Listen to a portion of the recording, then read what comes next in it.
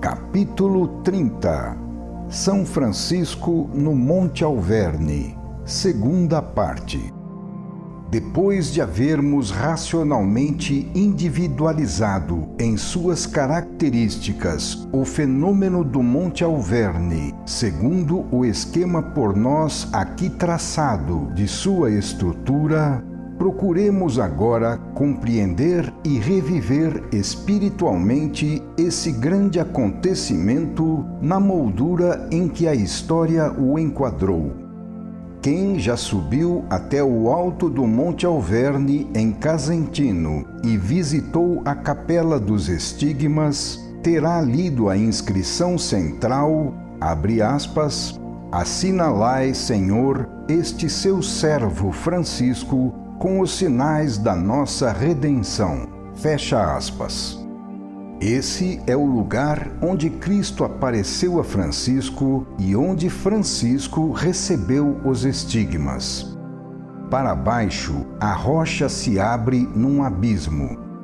Se subirmos em direção ao pico e à floresta, logo encontraremos a Gruta de Frei Leão, o único companheiro do santo, o único ser humano que, embora contrariando proibição expressa, aproximou-se dele e o observou naquele instante supremo.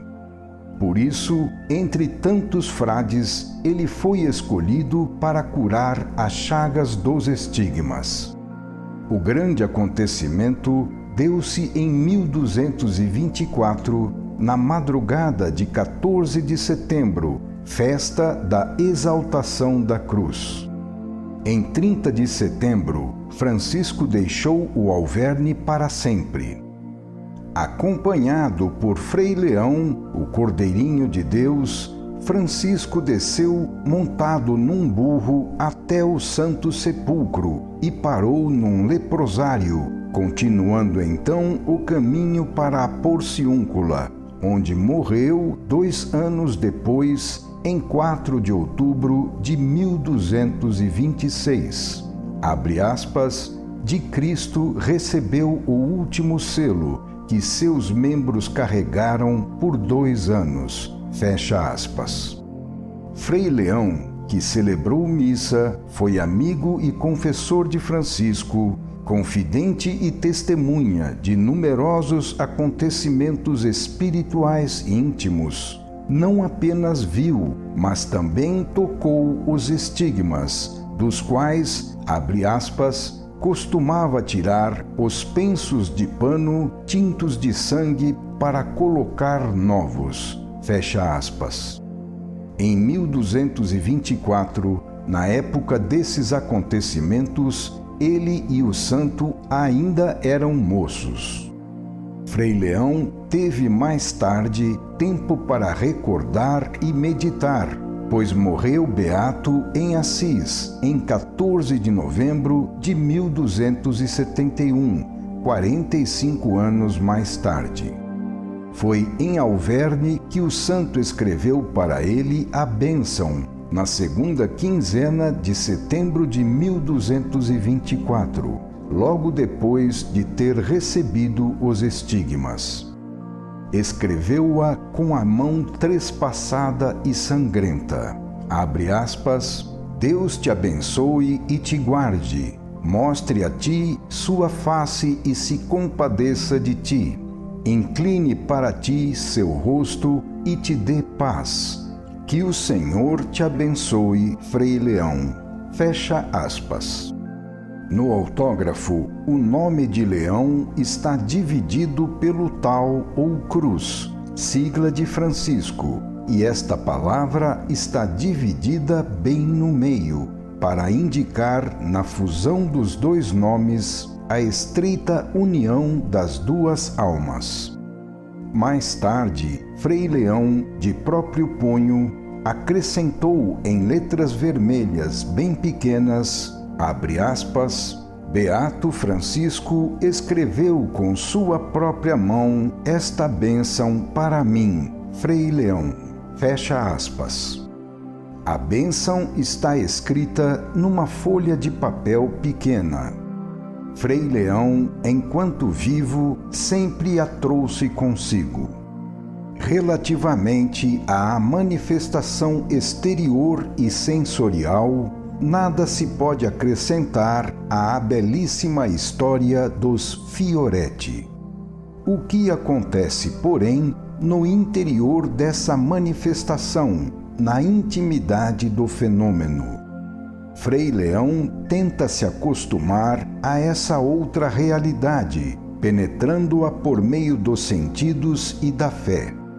Então volta a ver a flama e a ouvir a voz que vem de dentro dela, porém não consegue entender nenhuma palavra. Sua percepção interior não consegue mais do que isso. No entanto, ele intui o resto e fica de lado, reverentemente.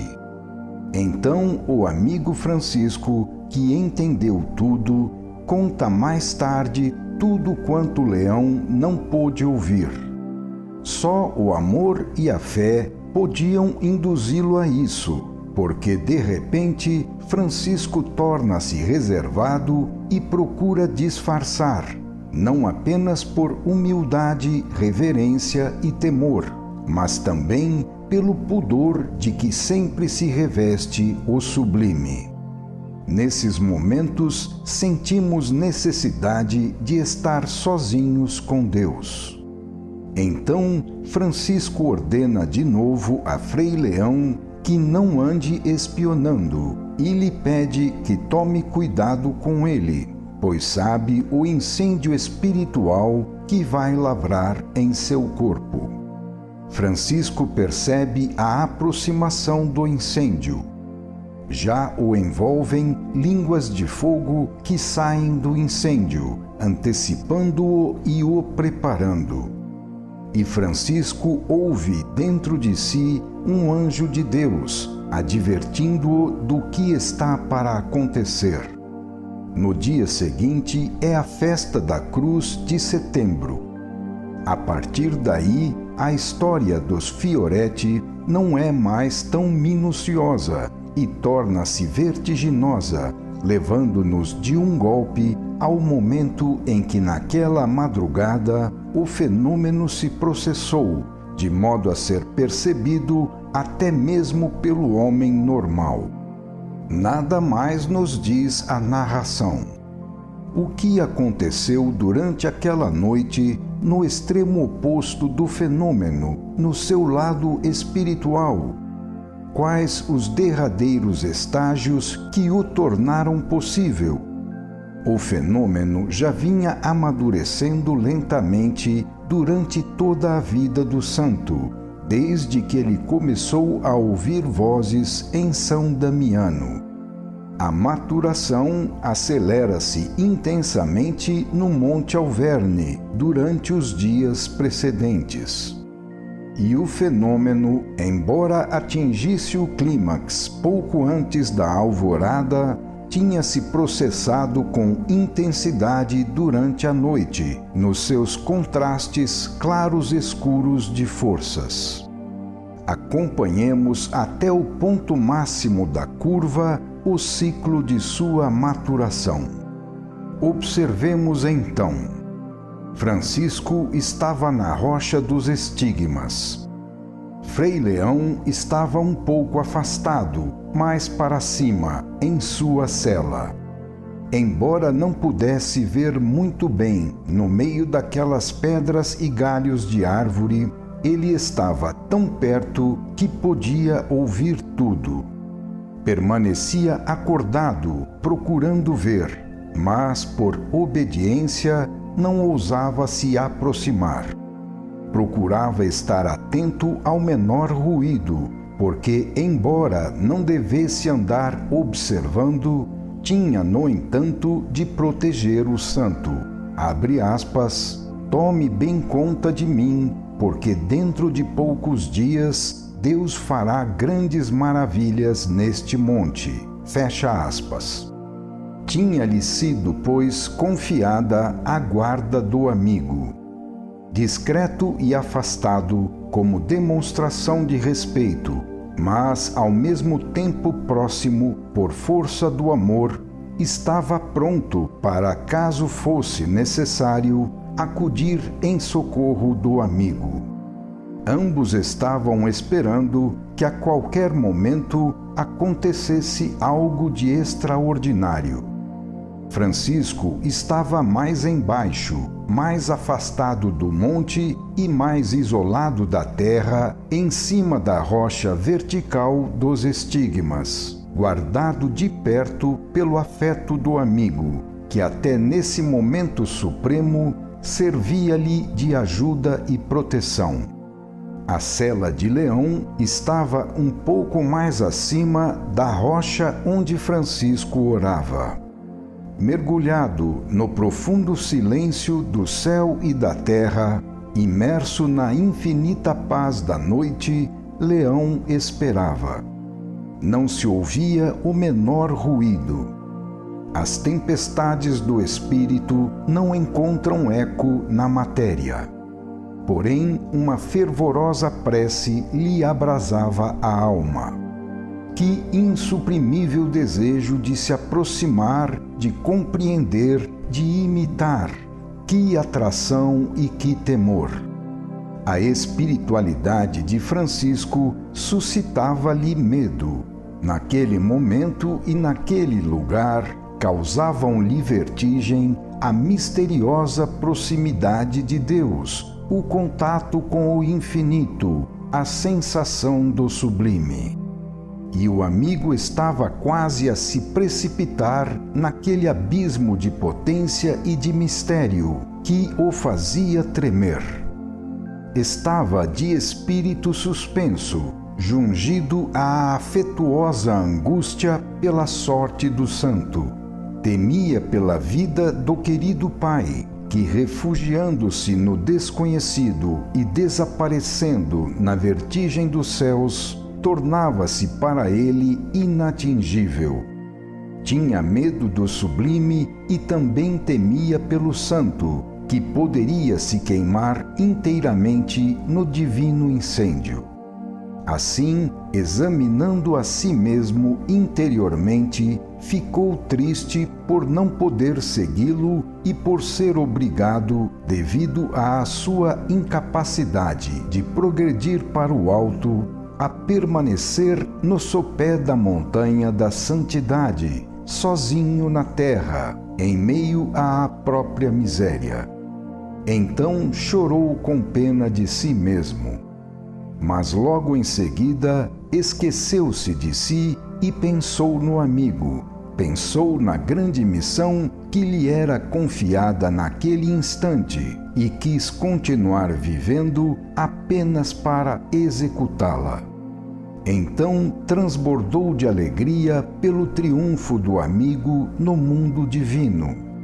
Mas esse mundo divino, do qual o amigo se apoderava, voltava mais uma vez, com seu peso, magnitude e poder, a esmagar o pobre Frei Leão, que se amedrontou ainda mais.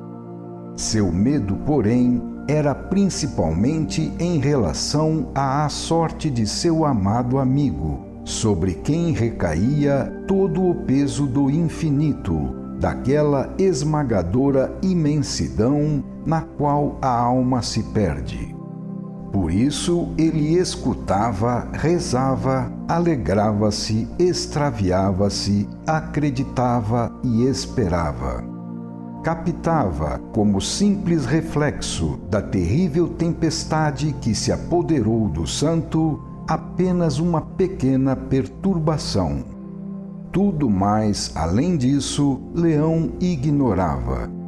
Tomado de medo, admirava de longe aquela, para ele, inatingível santidade do amigo. Intuía, porém não compreendia estes tão incomuns colóquios com Deus. Não podemos, portanto, ver a substância do fenômeno através dos olhos de Frei Leão, ainda fechados naquele momento. Seria apenas mais tarde, depois da morte do santo, que seus olhos, contemplando os divinos crepúsculos de Assis, iriam se abrir através da saudade que sentia por Francisco, defendendo-lhe as ideias, amando-o e chorando por ele. Somente então, meditando sobre o que ouvira da boca do amigo, Leão iria se maturar até o ponto de compreendê-lo perfeitamente.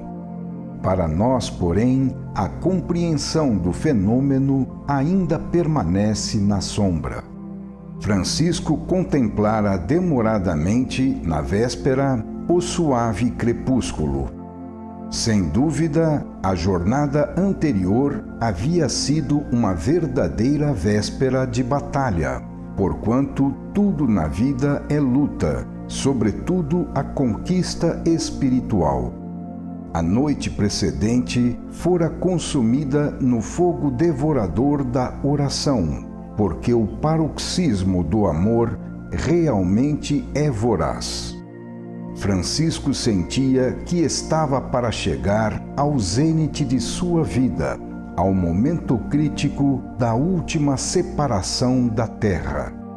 Quem sempre foi a aplicação viva do Evangelho está maduro para se desligar de qualquer forma terrena de vida. Mas, para chegar neste ponto, quanto caminho! Antes de ousar lançar olhares a um futuro maravilhoso, ele hesitava, recordando o passado. Nas primeiras horas da noite, antes de enfrentar sua ressurreição na divindade, apresentava-se diante dele seu passado humano, cheio de fadigas e sofrimentos. Quanto caminho de São Damiano ao Monte Alverne! Revivendo todas estas coisas, um enorme cansaço parecia esmagá-lo. Sua vida física agonizava e, agonizando, chorava sua destruição, oprimindo-o com seu pranto.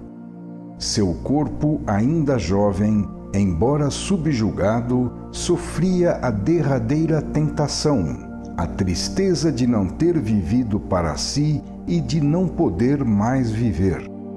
Esvaziado do espírito, tornava-se mais sutil a inutilidade do sacrifício. Abre aspas. Senhor, não me compreenderão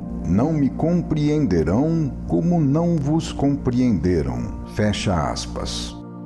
As forças do mal assaltaram-no, então, no ponto mais alto e precioso de sua vida, sua missão de santo.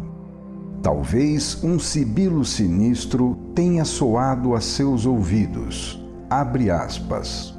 É inútil teu amor, tua paixão. Cumular-te-ão de louvores, mas a traição não tardará. Fecha aspas. E Francisco, assim como Jesus no Getsemane, certamente chorou pela incompreensão, pelas reformas, traições e adaptações que haveriam de macular sua obra para reduzi-la a nada. Seu ânimo foi tomado de profunda tristeza e mortal abatimento, como se lhe pusessem uma mordaça, sucumbindo momentaneamente. Junto à agonia física, a agonia espiritual.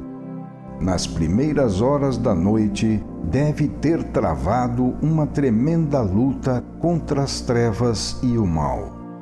Em tais fenômenos há um ritmo de períodos característicos e de fases opostas em equilíbrio. Assim como houve para Cristo na noite precedente ao seu martírio físico no Gólgota, o martírio moral do Getsemane, também houve certamente com Francisco, antes de sua crucificação pelos estigmas, uma crucificação de dor no espírito. Sintonia lógica entre fenômenos semelhantes. A tentação noturna, funcionando como contraparte negativa, é a primeira metade do fenômeno, em oposição a seu segundo momento positivo, o triunfo do espírito. O mal, negação, teve seu turno como condição e preparação do bem, afirmação.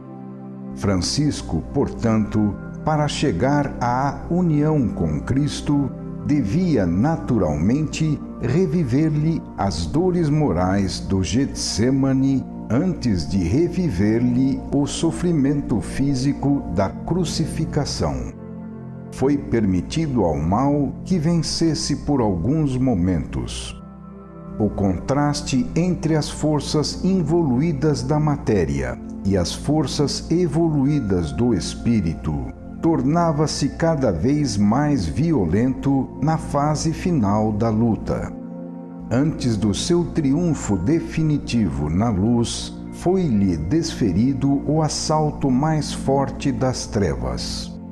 Antes de conseguir sua perfeita sintonização com as supremas harmonias do divino, antes de poder unir-se a Deus na harmonia de um íntimo acordo com todas as criaturas e forças irmãs, Francisco certamente teve que atravessar, na escuridão da noite, a tempestade de ruídos e dissonâncias desencadeada pelo choque caótico de forças involuídas, desarmônicas, ainda não disciplinadas na ordem superior.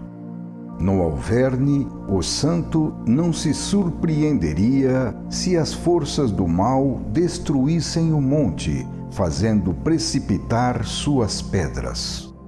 As primeiras horas da noite, as mais tristes e profundas, eram as mais propícias para semelhantes assaltos. Contudo, às primeiras horas da manhã, a vitória já era certa. O ritmo da vida é duplo e inverso, diurno e noturno, material e espiritual. Já vimos suas características. As primeiras horas da noite trazem consigo os últimos e mais profundos ecos das horas do dia, ressentindo-se de sua proximidade e retardando-se até a meia-noite, quando o ritmo se inverte e prossegue assim até de manhã, numa atmosfera de espiritualidade que, por sua vez, retarda-se até as primeiras horas do dia. Tal ritmo acha-se deslocado em relação ao ritmo da luz. As primeiras horas da tarde parecem carregar o peso de toda a escória da vida física diurna, dos encontros e asperezas da luta material. O mundo diurno é de expansão exterior, de sintonização solar, vermelha, sensual e sensória, material e animal, de ondas longas, baixa frequência, notas profundas e baixo potencial em face do espírito. É o mundo do involuído, forte na carne, débil no espírito. Também aqui, este momento do ritmo vital presume e espera seu momento oposto, dado pelo poder do espírito. Gradativamente, porém, a tempestade do mal se acalma, cessa e passa. Na segunda metade da noite, superada sua fase negativa, inicia-se a fase positiva do fenômeno, que após a vida material esgotar-se e calar-se, revive no imponderável. Entramos no período de reconstrução da frequência de onda e do potencial em sua fase espiritual. Já vimos suas características. É uma vida sutil, imaterializada, interior, vigorosa, penetrante, de ondas curtas, alta frequência e grande potencial, de notas agudas e radiações noturnas, violetas lunares. As condições ambientes que lhe são relativas e harmônicas acentuam-se pela aurora, após a qual tendem novamente a se inverter na fase diurna. Vemos nos Fioretti que o fenômeno aconteceu mais ou menos 1 hora antes do nascer do Sol e que o Monte Alverne resplandecia pela chama que iluminava os montes e vales adjacentes como se fora o próprio Sol.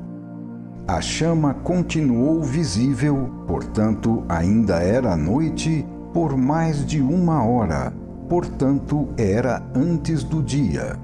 Tanto que muladeiros que se dirigiam para a Romanha foram despertados pela luz nos albergues, levantaram-se, carregaram seus animais e puseram-se a caminho. Só então viram que a luz se extinguia e que o verdadeiro sol se levantava. Por sua própria lei e pelas condições das radiações ambientes, o fenômeno só podia acontecer neste momento, antes da aurora. Trata-se de um fenômeno de harmonização com a divindade, onde a sintonização entre o sujeito receptor e a fonte transmissora deve ser acompanhada e fortalecida por radiações circunstantes, cuja contribuição é igualmente indispensável. Para isso concorrem não só fatores espirituais, mas também condições especiais do dinamismo ambiente, porque se trata de uma orquestração universal de forças de todos os tipos. É inadmissível qualquer dissonância, seja nas alturas, seja nas profundezas. Deus é harmonia, ordem suprema, e sua manifestação jamais age senão em atmosfera de harmonia e ordem perfeitas. É necessário, além da hora apropriada, a atmosfera pura das altas montanhas, a paz dos bosques, a vastidão dos espaços, o céu límpido e estrelado, o silêncio, a solidão. Para se dar a harmonização que constitui o fenômeno, é preciso a sintonização não só do sujeito humano com Deus, mas também de todas as criaturas que o rodeiam, sendo que as manifestações da matéria, assim como as da vida, são também elas criaturas de Deus. Recordemos que tudo vibra, que todo ser, toda forma, mesmo a material, desprende de seu íntimo radiações que são vida, expressão do pensamento, da potência e da presença de Deus. Deus está em todas as coisas. As vozes da natureza nos falam dele. Atrás da aparência, toda a forma é efeito de uma sua íntima substância imaterial, que a mantém em vida pela contínua reconstituição e que pertence ao mundo espiritual, trazendo em si um traço, ainda que mínimo, da face de Deus. Só assim, contemplando essa face interior da natureza, é que poderemos nos aproximar dele. Aqui se revelou esta forma interior, só percebida por espíritos amadurecidos. Por isso, Francisco era capaz de ouvir em todas as coisas, forças e criaturas, a voz de Deus presente. Naquela hora, no alto do Monte Alverne, cada ser e cada coisa, árvores, rochas, pássaros e estrelas ofereceram reverentes a homenagem de sua contribuição. A criação assistiu, vibrou, ofertou-se, acompanhou com sua íntima presença e perfeita harmonia as núpcias da criatura com o Criador. Não foi unicamente uma oferta cega, insensível, mas sim uma espontânea resposta à participação, da qual somente podia nascer uma verdadeira sintonia, com acordes livres e perfeitos. Deus está em todas as coisas como princípio de ordem e, como tal, manifesta-se.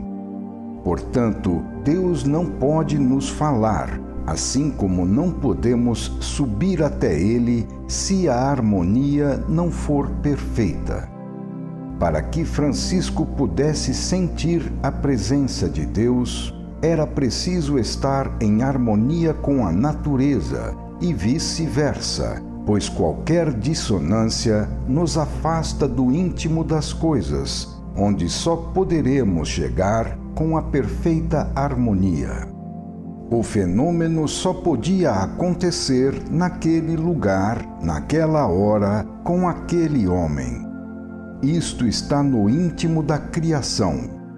São estas as regras musicais da orquestração que origina tais acontecimentos. Era necessária a transparência matutina de uma atmosfera sutil, que não obstaculizasse nem absorvesse as radiações provenientes tanto da Terra como do céu, radiações telúricas e estelares.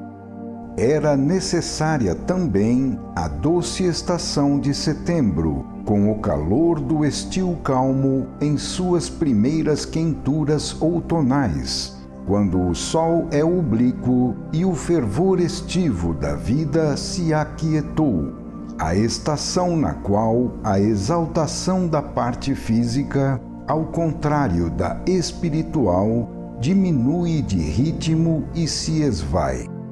O princípio de harmonia e sintonia exigia uma tranquila, límpida e diáfana manhã.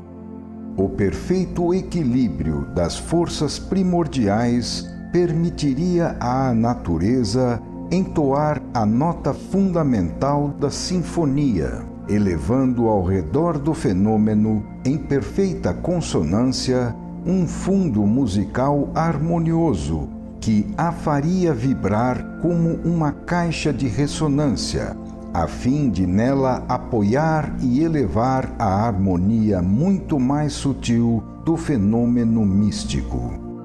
Do mesmo modo, eram indispensáveis as condições particulares em que se encontrava o sujeito, dadas por seu estado de completo esgotamento físico, pela maceração orgânica que eleva o potencial de vida do espírito e pela degradação do dinamismo vegetativo, que ajuda a sua transformação em dinamismo espiritual.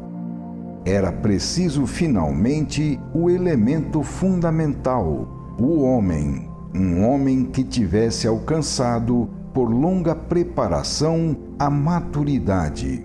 Um homem que fosse capaz de suportar e superar, diante de Deus, a hora crítica da revolução biológica, lançando-se como um bólido no mundo do espírito e saindo para sempre da órbita das trajetórias terrestres.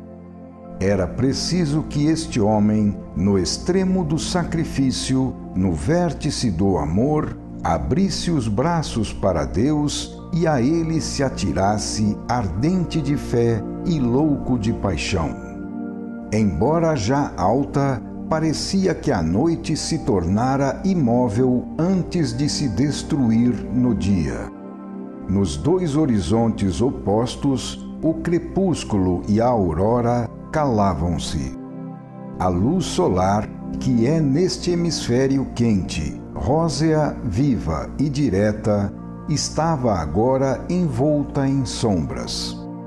Difundido pelo céu, havia somente um pálido reflexo de miríades de estrelas, com uma luz bem diferente, fria, argêntea, sutil e imaterial. À grande sinfonia do dia sucedeu a mais humilde e calma sinfonia noturna, de harmonia inversa, em tom menor, solitária e melancólica, de expectativa e meditação. Eis que a vida não mais se lança ao exterior para se expandir e crescer, mas se recolhe em si para se concentrar.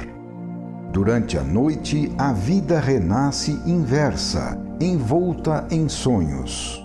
Toda nota de luz, de som e de forma revive aveludada em vozes delicadas, que refletem o dia, suavizadas por transparências irreais, espiritualizadas em contornos indefinidos, vagas, submissas, sutis como um eco de acordes distantes. É a hora em que o universo cessa de falar materialmente do exterior e passa a falar espiritualmente de suas profundezas. Olha-nos então com seu olhar interior, que não vê a forma, mas sim o mistério de suas causas e que observa nosso interior, convidando-nos à introspecção.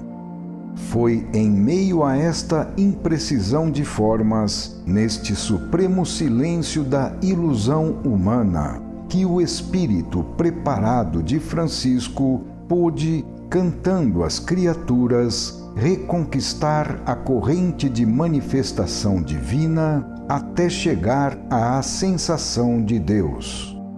Sua alma ouvia as infinitas vozes da criação, abrindo-se como flor ao sol da manhã. Ao mesmo tempo, em redor, começava, mais límpida e sutil, a sinfonia do universo. Abriam-se os céus e do alto chovia luz espiritual.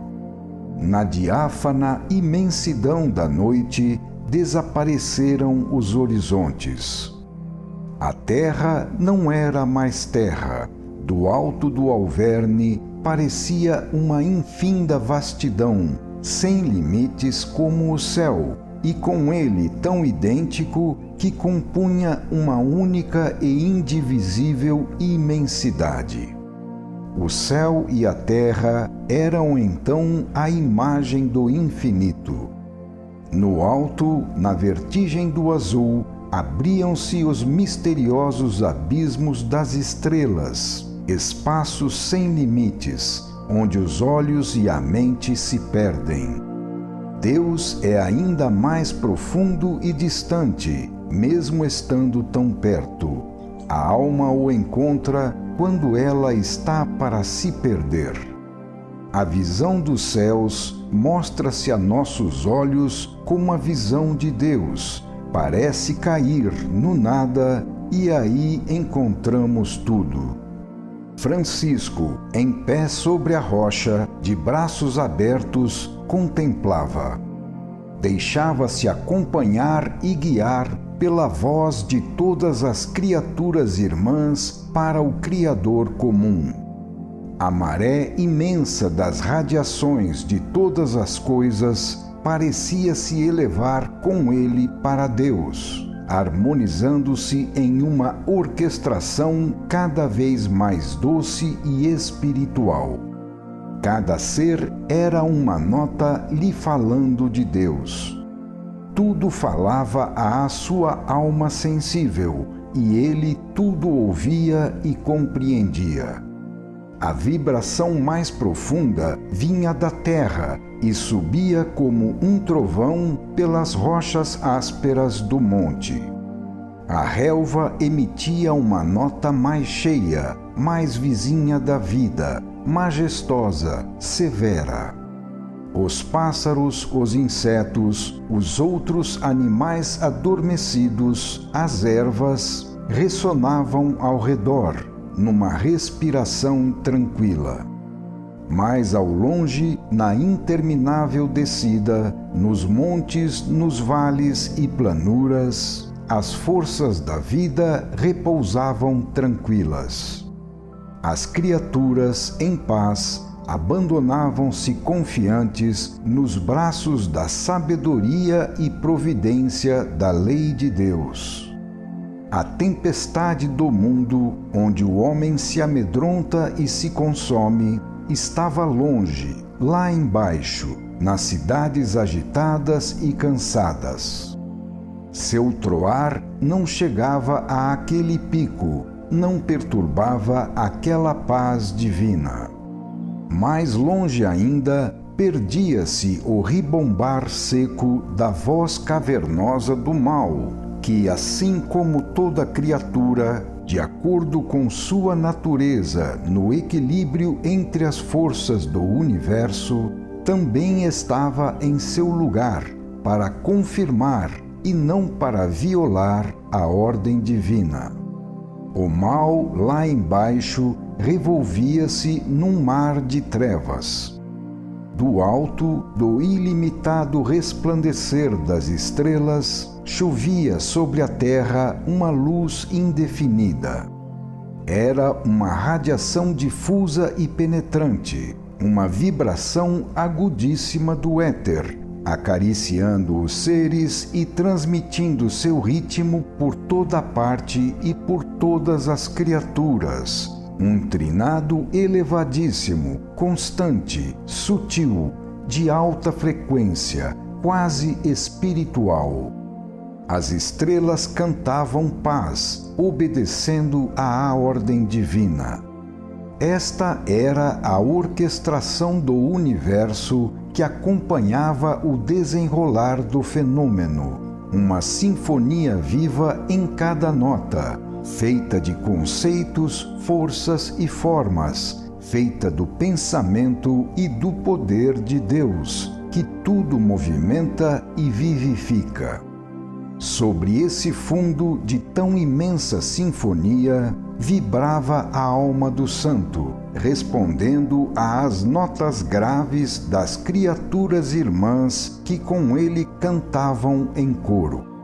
Por sua vez, elas respondiam numa única música que, em síntese, dizia Deus. Assim, bem de longe, através da criação, teve começo o colóquio entre Francisco e o Criador. Como era o último dia da lunação, estava para surgir a lua nova, que, portanto, nesse momento não aparecia no firmamento. A noite navegava triunfante para o instante de sua mais intensa espiritualidade. A música universal seguia, em diversas alturas, a espiritualização da hora e a tensão cada vez mais crescente da alma de Francisco, num crescente de harmonia e perfeição. Vibrações e acordes sucediam-se em planos sempre mais elevados, cada vez mais claros e puros. Ele, o mais perfeito dos seres, o mais nobre, o mais vizinho a Deus, confortado pelo amor que espalhava e que agora lhe era restituído pela natureza, ajoelhada ao redor, em veneração, entoava, seguido por toda a orquestra, seu mais sublime canto. Parecia guiar a marcha ascensional da vida. E tudo, em perfeita harmonia, progredia num ritmo cada vez mais vivo e poderoso para o incêndio na aurora. Ao mesmo tempo que o ritmo aumentava de potencial, a respiração tornava-se ofegante, suspensa pela enorme tensão, temendo um choque. Era como se a terra se inflasse e se erguesse para seguir o santo em seu arrojo divino, que parecia querer arrastar consigo todos os seres para Deus e abraçar em seus braços abertos todas as criaturas irmãs, incendiando-as em sua divina paixão de subir. As criaturas pareciam querer unir-se ao arauto da vida, seu mensageiro perante Deus, e impeli-lo a subir ainda mais alto até o trono do Eterno, para que o Santo levasse até lá suas vozes e lá recebesse o último selo de sua missão. A vida parecia se atirar alegremente à subida para matar a sua sede de sublime. O fenômeno já havia começado e devia se cumprir até o fim. Cada minuto lhe acelerava o ritmo. Francisco tinha atrás de si o acordo universal das forças que o estimulavam e diante de si Deus que o atraía. Ele não podia mais voltar, não era mais dono da situação. Devia aceitá-la humildemente de Deus. Cairia inevitavelmente no incêndio que se alastraria pelo monte. A história dos Fioretti, tal como o Evangelho, não podia ser inventada. Os dois livros pressupõem e fazem sentir, na simplicidade de sua história, um profundo conhecimento dos fatos espirituais, que não podem ser improvisados nem inventados pela alma do povo. O narrador dos Fioretti, em sua ingênua simplicidade, permanece fora do fenômeno, limitando-se a contar os fatos exteriores. No entanto, este modo de ver, tão material, coincide com a substância espiritual do fenômeno, revelando-lhe sua profunda realidade. Ora, a experiência comum das coisas terrestres não é suficiente para fornecer ao narrador os elementos desta história, que, embora pareça simples, deixa transparecer tanta sabedoria. O modo como é estabelecido e se desenvolve o fenômeno, a moldura que tão bem o cerca, a hora, o lugar, o homem, o comum e o prodigioso, o material e o espiritual, tudo está perfeitamente equilibrado e nos dá imediatamente, com os meios mais simples e a espontaneidade das almas virgens, o sentido da verdade. Francisco está suspenso no vértice de uma rocha, entre a terra e o céu, encontrando-se ao mesmo tempo só e acompanhado por todos os seres, com a alma aberta a todas as vibrações do universo, diante de Deus, que, em voz alta, através de todas as criaturas, lhe declara a sua presença. Deus lhe fala através de tudo o que existe, pela organização funcional do universo, pelas harmonias da vida, pela alegria e pela dor. Fala-lhe no fundo da alma, presente sempre em toda parte.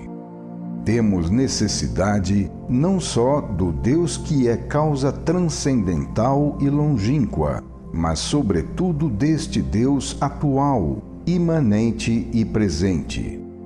De outra forma, ficamos órfãos e sozinhos, sem nenhuma esperança de algum dia ver qualquer vestígio da face de Deus. Ele existe e é preciso senti-lo no meio de nós. Ele não é e não pode ser um Pai inatingível, triunfante por si mesmo nos céus, colocado numa distância insuperável. Este tipo de concepção que se adequa apenas para quem raciocina friamente, nos aproxima muito pouco de Deus.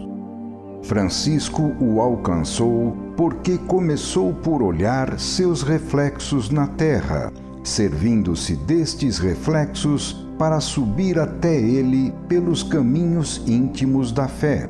Alcançou Deus porque passou por todas as suas manifestações nas criaturas, porque seguiu mais os caminhos do coração do que os da inteligência, porque preferiu a imolação e o amor ao raciocínio.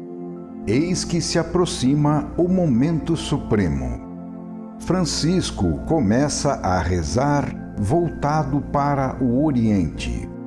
Sua querida Assis também está desse lado, onde logo o primeiro pressentimento vago da aurora começaria a delinear o horizonte. A noite atingia a sua hora mais espiritual, hora de sonhos alados, de luzes diáfanas e irreais, hora profunda de mistério e silêncio. Eis Francisco diante do fim supremo, Deus. Quantas etapas para chegar aí, quantas pequenas tentativas de sintonização em sua vida. Aproximações parciais haviam-lhe sido concedidas em São Damião, em Grécio, na ilha de Trasímeno, na Porciúncula, na Lagoa de Veneza e em tantos outros lugares de solidão e beleza. Tinha sido preparado por investidas e contatos progressivos até a perfeita sintonização com Deus. O invólucro físico de sua alma sutilizava-se gradativamente pela penitência. Seu ser tornou-se mais sensível e mais preparado pelo jejum, pela oração, pela solidão e pelo sacrifício. Assim acercavam-se as forças do universo diante de Francisco. Ele se elevou a tal ponto que as vê convergir para um único centro, sendo capaz de ouvir a música paradisíaca de sua harmonia. É a ordem das coisas que canta os louvores de Deus. Francisco é arrebatado em êxtase, ficando fora de si de tanta alegria e tensão. A grande orquestração do mundo vibra, anunciando a chegada da glória do Rei, que vem ao encontro de seu servo. Abrem-se os céus, o monte incendeia-se, inundando a terra de luz. Imóveis, as criaturas olham reverentes, prostradas mais abaixo ao redor, distantes, temendo tocar uma tão elevada tensão, diante da qual sentem que suas formas se desfazem.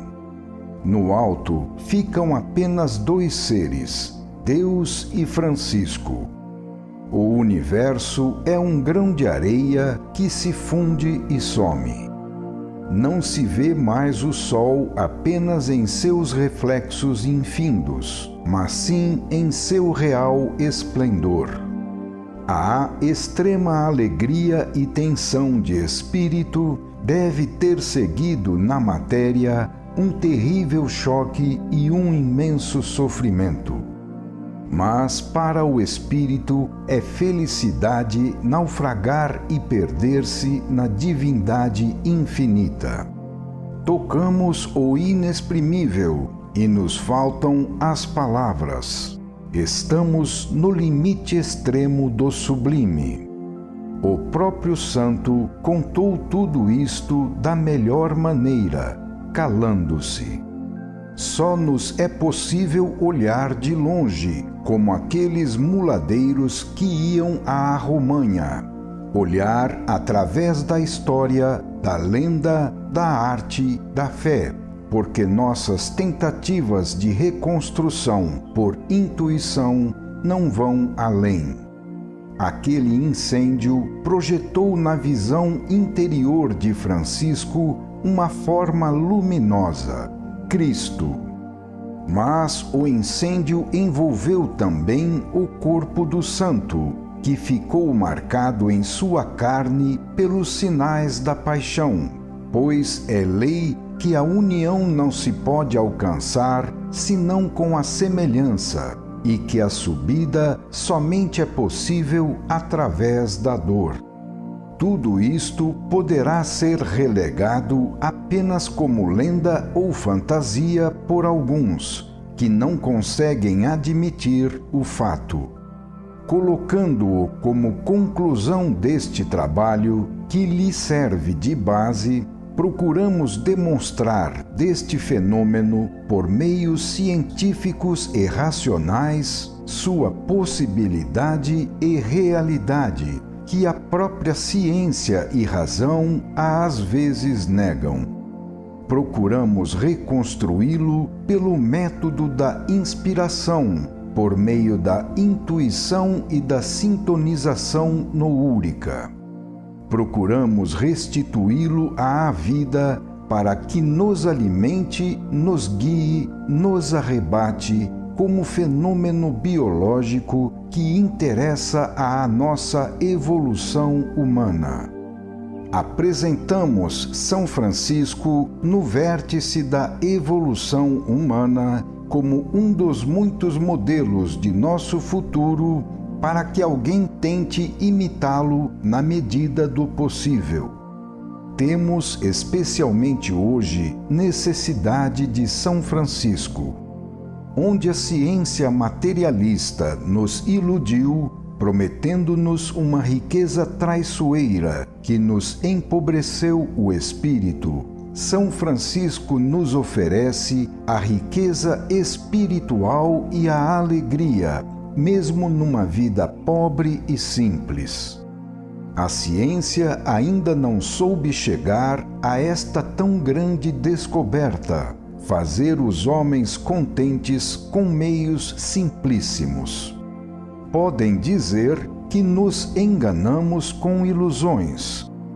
Mas o que tem sido feito pela civilização para o tão esperado paraíso na Terra, sempre pronto para se realizar, senão traições?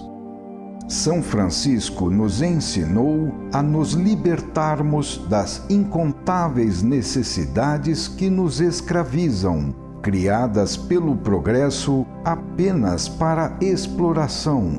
Ensinou-nos, veja-se em que condições, a alegria perfeita que o mundo desconhece.